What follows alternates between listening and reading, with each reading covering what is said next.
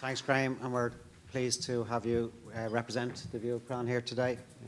So next up is Professor Bobby Smyth, who's a child and adolescent psychiatrist working with young people who are suffering issues related to substance abuse, and he today is speaking as well as a role on behalf of the Cannabis Risk Alliance.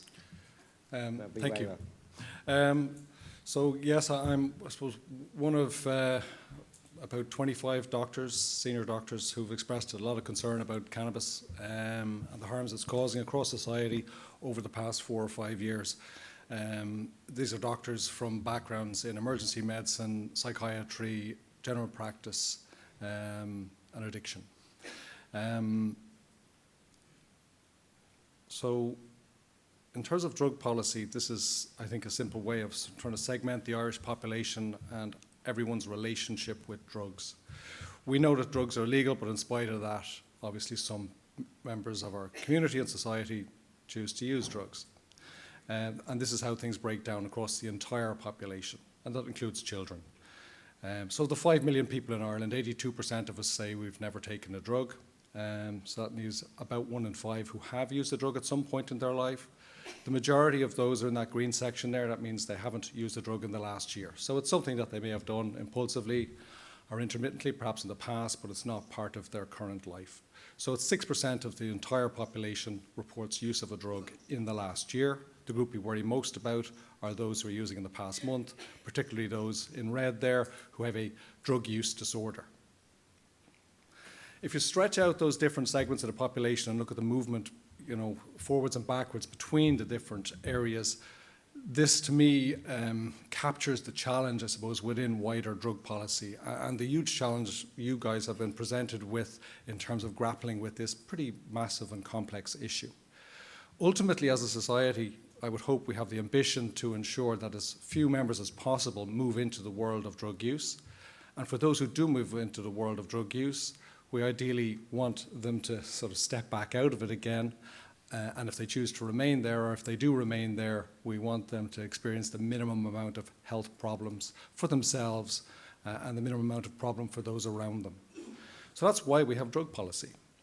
That's why we have regulations, rules about substance use. And this way of thinking about substance use and the challenges within it and policy applies just as well to alcohol or cigarettes as it would to heroin, crack cocaine or cannabis. What we're trying to do is minimize the amount of substance use across society. So we have laws, rules, regulations. We also have primary prevention, where we're trying to persuade people to avoid stepping into the world of substance use in the first place, largely school-based, largely focused on children. We have secondary prevention, where those who have taken a step into that world, we're trying to avoid them establishing a pattern of more regular use.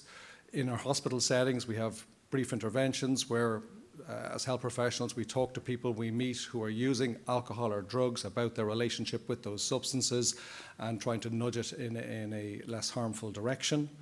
And then at the end of the spectrum here, we've got that subset of the population who've run into an addiction issue. Or a substance use disorder is, I suppose, the more modern term. Historically, the demand was you had to become abstinent if you had an addiction issue. But over the last 25 years, harm reduction approaches have come to the fore, where there's a recognition that only a minority of people in any given treatment interaction will actually sustain a period of prolonged abstinence. As I said, my primary concern relates to cannabis, and that's because I work in adolescent addiction services and have done so for the last 20 years. My job was created because of the heroin epidemic. The great news is that from an adolescent age range, we've done a fabulous job as a society in pretty much ending adolescent heroin use, and we should celebrate that and notice that and avoid the narrative of nihilism and hopelessness which suggests that all is lost in terms of our relationship with drug policy as a society. There have been huge successes, particularly heroin addiction. But there are current challenges. The drug that dominates my work now is cannabis. 80% of the referrals into our services, not just in Dublin, but nationwide, are due to cannabis. Up to the age of 25, no substance is generating more demand for addiction treatment than cannabis, even ahead of alcohol. The groups we're seeing are mainly male, probably 4 boys for every 1 girl. It's all socioeconomic groups. It's certainly not just confined to areas of deprivation. And these young people are presenting with very substantial problems. Would I rather deal with a cannabis-dependent teenager or a heroin-dependent teenager? Certainly, you know. But it shouldn't be a swap for heroin to cannabis. Cannabis dependence really derails young lives. It causes or is associated with very significant mental health issues, damages family relationships. Parents, you know, who are living with a teenager with a cannabis use disorder, the big thing they describe is anger and aggression within the home. So this is really a significant health problem.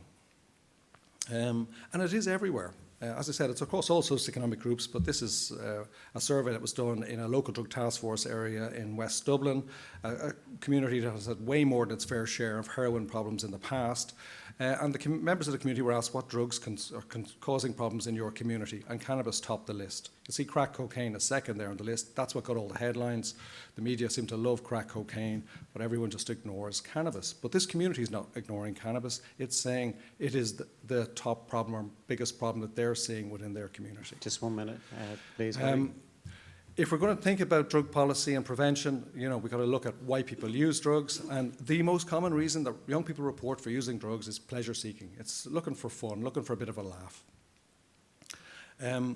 Doctors who've looked at drug policy, and the doctors internationally who've seen most in terms of drug policy options are those in the United States. The American Medical Association have been looking at what's happening there. They think legalization is a mistake. The American Academy of Pediatrics also say legalization is a mistake. Why? Because it's not delivering what it promised. It's resulting in more people in emergency departments, more young adults with addiction, and it's not getting rid of the black market. The idea that we can get rid of organised crime groups is a fantasy. They will retain probably 50% of the market at least. And who will go to the criminal gangs when you've got a competing illegal and legal market is those with the least money and the most addiction, and the youngest. Children will obviously have to go to the drug dealers. Wind up, please, Bobby. So our view in terms of drug policy, the focus should be on prevention and on treatment.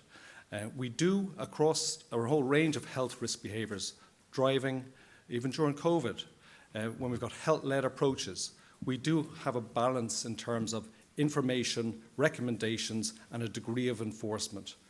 We can have a conversation about what deterrence we use, but legalisation is a step far too far.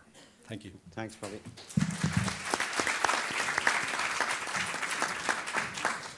And an interesting comment as well, Bobby. All is not lost, but very significant issues and challenges that you said. And thanks for the information shared again. Okay, I think you've heard a number of very contrasting views here in this piece of discussion. We do have now time, about 10 minutes at the table. If you could keep it to 8, will give us an extra couple of minutes to allow for questions. But let's let you go around the table and pose some questions back to the panel. Thank you.